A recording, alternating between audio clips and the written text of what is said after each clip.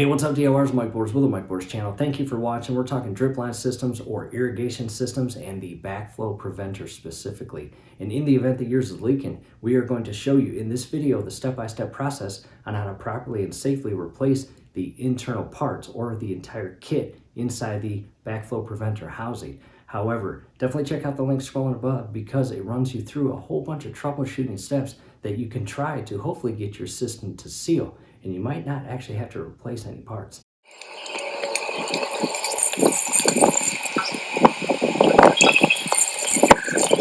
Alright, DIYers, hey, a quick break in the action, and as you can see, ours is definitely leaking. And believe it or not, the most common time for this to happen is during the initial or the first time startup during the spring season. However, keep in mind it can happen mid-season or at the end of the season. Again, we're talking about the leak at your backflow preventer, in which it is likely that yours is doing the exact same thing ours is, leaking from the very top of the housing and directly underneath our cap.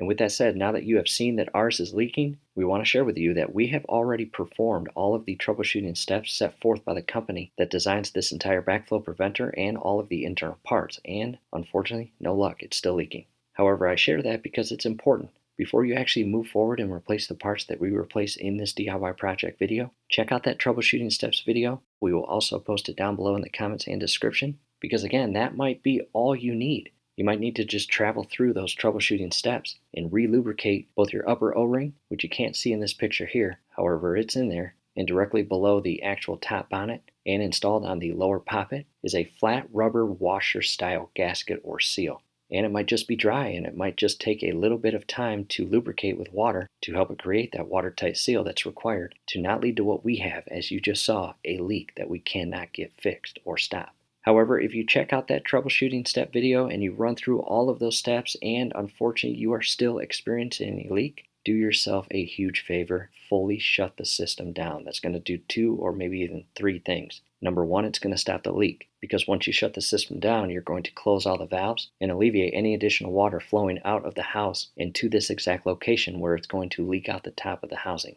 And number 2, water costs money. And if you let it just leak for a few days or a week or more, well, you're costing yourself money. And I guess the third thing, for safety purposes. In the event that you let it leak for, again, several days or several weeks, it may damage additional parts of the system, and that's not what you want. And even worse, all of that leaking water could actually damage the external portion of your house, possibly the siding, or even worse, your foundation. So again, if you've tried all of the troubleshooting steps and it is still leaking, fully shut the system down, and then order the replacement part. We will also have that down below in the comments and description, and we'll talk more about that as the video goes on. And after that, we would be very honored if you came back to this video and joined us as again, we hop through the step-by-step process on how to properly and safely replace the inner kit. Again, the bonnet and poppet, and both the upper rubber O-ring and the lower flat washer style gasket or seal. So now that we've covered that, let's move forward in getting the parts fixed and return our system back to normal configuration, or in other words, how it's designed to work. Here we are inside the utility room and we have a 1-inch white pipe and plumbing that feeds up and all the way out to the exterior portion of our drip line system. And again, we need to shut the system down, and we have already did that. And as you can see, there is our water shutoff valve. It is no longer in line with the pipe itself. It is fully closed and not allowing any water to flow upstream and out to that backflow prevention and additional plumbing.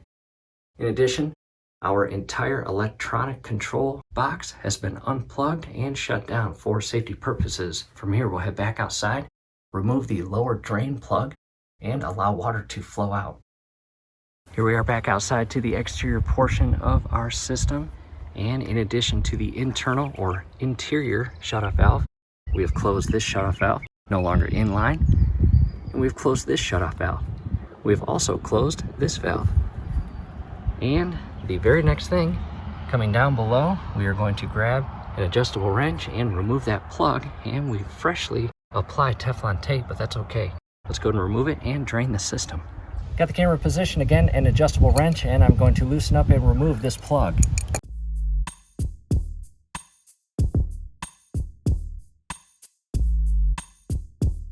Now that that plug is removed, I am going to come up and open up this valve. I'll keep that one closed. I'll open up this one. And that will allow additional water in between here and the backflow preventer and this valve to flow out of the drain port. And that's going to dry up the entire portion that we are going to be servicing, and that's important. You don't want that filled with water as you surface it. I'll let that drain for an additional 5 minutes. To an update, it's been 5 minutes and it's still dripping just a little bit. However, I'm going to close this valve completely, as you see here. And here is our current configuration moving forward. Both blue valves are closed, as well as this valve up here. From here coming up top, we are going to remove that nut to pull off the top cap or canopy. Making our way up top, and some information on the top cap or canopy for replacement parts. In addition, right there, T65-1 Febco is what we needed to purchase the replacement part. And an 11mm socket, and again, just carefully unscrew and remove this upper nut. Don't drop it in your garden or weeds, that would not be good.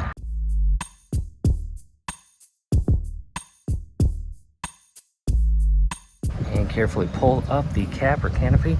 Again, some information for you. And there's the inner side there. And there is the part, the upper bonnet, that needs to be replaced. And from here, if all looks good, you can carefully remove the upper bonnet. DIYers, I will be honest, in most cases you won't be able to do this by hand, but just grab a hold of the plastic portion, get a good grip of it, and turn it counterclockwise. See if it'll break itself free. And it's not. And I'm going to go grab a tool. And a quick reposition of the camera. I've grabbed a flathead screwdriver with a long shaft, and I'm going to insert it here. And I'm going to basically lock it in place as shown here and turn it counterclockwise. And again, this is very difficult if it's been installed for many years. However, the last thing you want to do is aggressively, with careless impact, start hitting this and attempting to loosen this and ultimately damage additional portions of your system. That would not be good. So go slow. And if this does not work, you will have to basically add some additional pressure on the back side.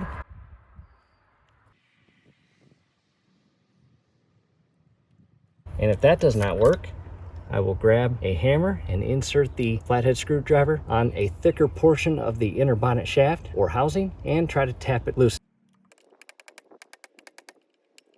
In addition, your part may have specifically designed cutouts on the side to insert a screwdriver to break it free. However, I've checked all around and ours does not. And it's coming loose. And at this point, I might be able to get the screwdriver in there and loosen it up, as you see, like that. And at that point, it's loose. And the first thing I am seeing is the rubber O-ring. And for the most part, it was up flush on the bottom portion of the top shelf of the bonnet. However, this part is not. There it is. In addition, coming inside here to pull the inner poppet out. And there it is. And well, look at that. Right there, you see a slit or rip in the rubber gasket. Not good. Can you see it? And here's a better view of it. As you see, right there. See it? Not good. No wonder it was leaking. No way can that create a watertight seal when it's ripped like that. Let's take a look inside. And coming up top, and to take a look inside, as you see. And there are additional parts in there. However, we are not going to be replacing any of those parts. And DIYers, from here, we're going to head back inside to the workstation and take a look at the brand new part. However, in the meantime, I am going to place the cap or canopy back on just to prevent any debris, insects, or critters from getting inside that portion of the plumbing. Here we are back inside to the workbench and workstation, and coming to the old part on the left-hand side and the new part inside the box. We'll get to that here shortly. And again, separating the upper bonnet from the lower poppet. There is our failure point right there. And that was never going to fix itself or reseal to create a watertight seal. No ifs, ands, buts about it. Must be replaced at that point. And we will shift those to the side. We'll open up the brand new part. And I did just that. Here is the brand new part. Again, the upper bonnet and lower poppet. In addition, it came with a little bag of lubrication, and that's extremely important to properly lubricate the O-ring on the bonnet, as well as that seal on the lower poppet. And taking a look at the entire portion of that seal, no slits or cracks or rips, and that's good. And the bottom part, and I will set that back together. I'll bring the old part back in, compare them. And as I mentioned out in the exterior portion of the plumbing when we were removing this, there are cutouts in certain ones. And it looks like our new part came with that little cutout notch for a screwdriver to go into when it comes time to loosen it up when it needs to be replaced. So again, there is the old versus new. Failure point, we saw that from the old one and the brand new one.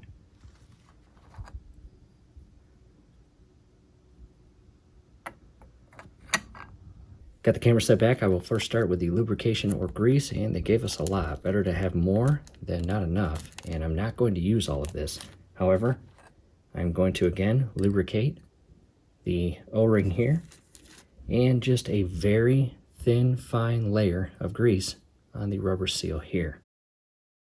And just got some grease on my finger, and again, all I'm going to do is lubricate the O-ring. And you want it lubricated. You do not want any portion of this O-ring dry. From there, carefully insert it on the threaded portion of the bonnet and seat it flush with the top shelf or bottom portion of that shelf. I am also going to apply a thin layer of grease on the thread.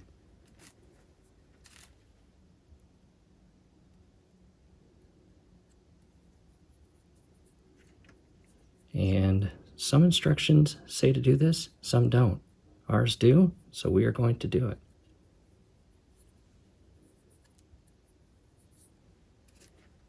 Followed by the lower poppet, just a thin layer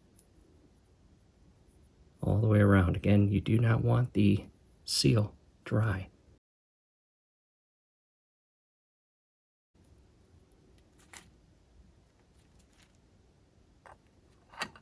Set the grease down. In addition, I sized up the upper nut that secures the top cap or canopy onto the bonnet, and our old nut was an 11mm. However, this one is a 10mm. And it's not a bad idea to remove that now. And I will set that in a safe location. Time to head back outside and get this brand new kit installed. DIYers, we are back outside. We are going to carefully remove the upper canopy or cap, set that aside. We've got our brand new part in hand, and again, if you greased yours, just be careful. We are going to separate the two, grab the lower poppet, and we are going to carefully lower it down. From here, grab the upper bonnet, and the inner shaft here needs to go inside the hole of the lower poppet.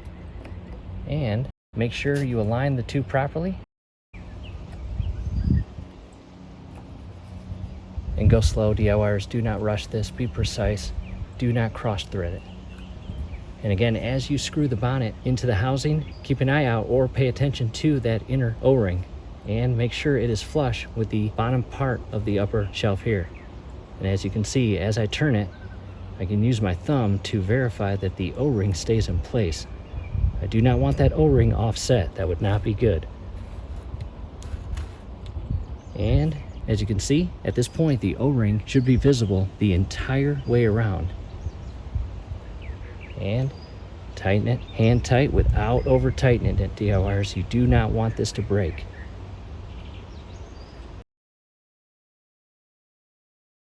If all looks good, we will re-secure our top cap or canopy as shown here and secure it with that brand new 10mm nut. And the new nut has Loctite already applied in the nut itself, which is nice. And I'm going to position the cap and canopy where the letters are upright and you can read it from looking right here.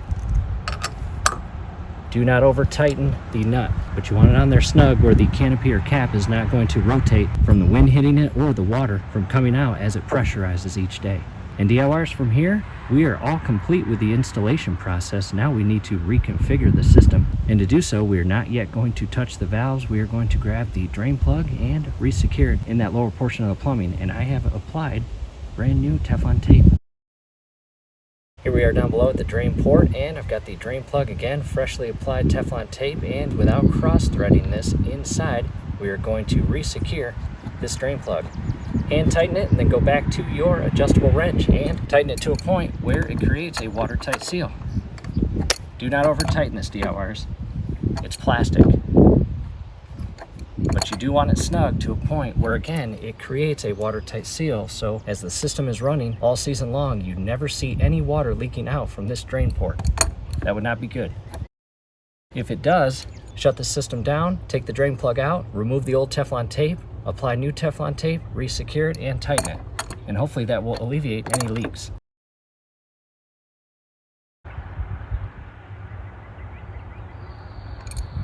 And I'm going to dry it off, and that is secure.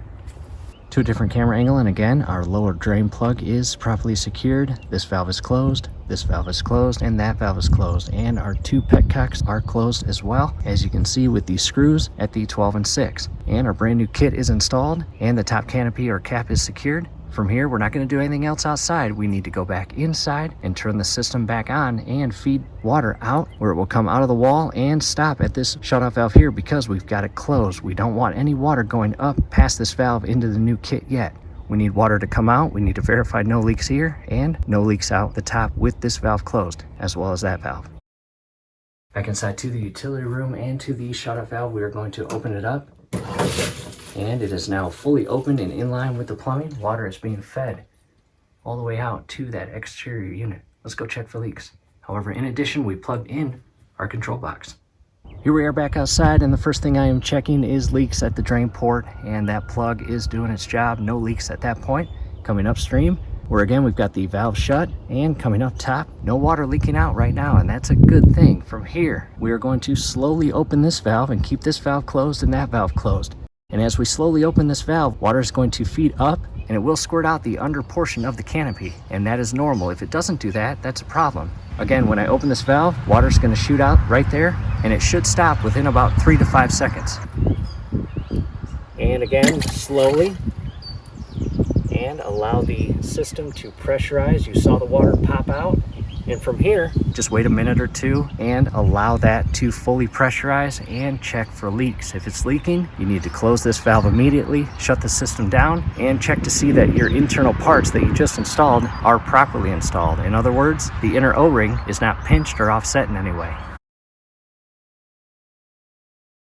All right, DIYers, back from a 3-minute update, and there are absolutely no leaks, and that is good. From here, we are going to carefully open up that valve and allow water to flow downstream and to both of our zones. And again, go slow. As you open this up, there should not be any leaks.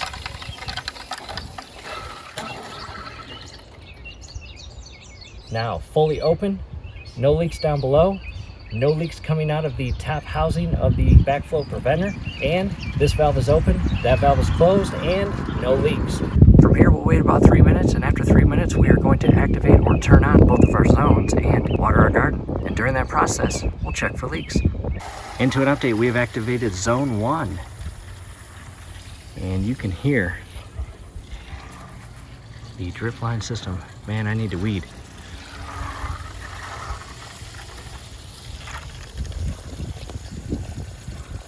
No leaks. Exactly what we were hoping for. And that's probably the rundown from the initial water coming out of there. As we open up that valve, just dry that and make sure it's completely dry after you run your zones. And I can hear all the drip line systems in all of our garden. DIYers, that's it. We hope this helps. Hey, do us a favor, below the video, you will see that thumbs up icon. Click on that, like the video, subscribe to the channel. Definitely ring your YouTube bell. That would be very helpful to us. We'd really appreciate it. Thanks again for watching. Taking a big step back, and DIYers, if you're still watching, zone 2 is up and running and no leaks. I've checked inside the utility room, no leaks, and I continue to monitor the exterior portion here. Back to a close-up, and again, if you're still watching, no leaks, and you can hear the sounds inside. And the inside pressure tank just turned on to create additional pressure to push the water out. Again, no leaks. And a completely dry drain plug and port. We're back with you with a 3-hour update. Both zones have run in our garden and DIYers, even when the system is not in operation and the internal valve inside the utility room is still open. There should not be a single drop of water leaking. In our case, project complete, mission accomplished, no leaks.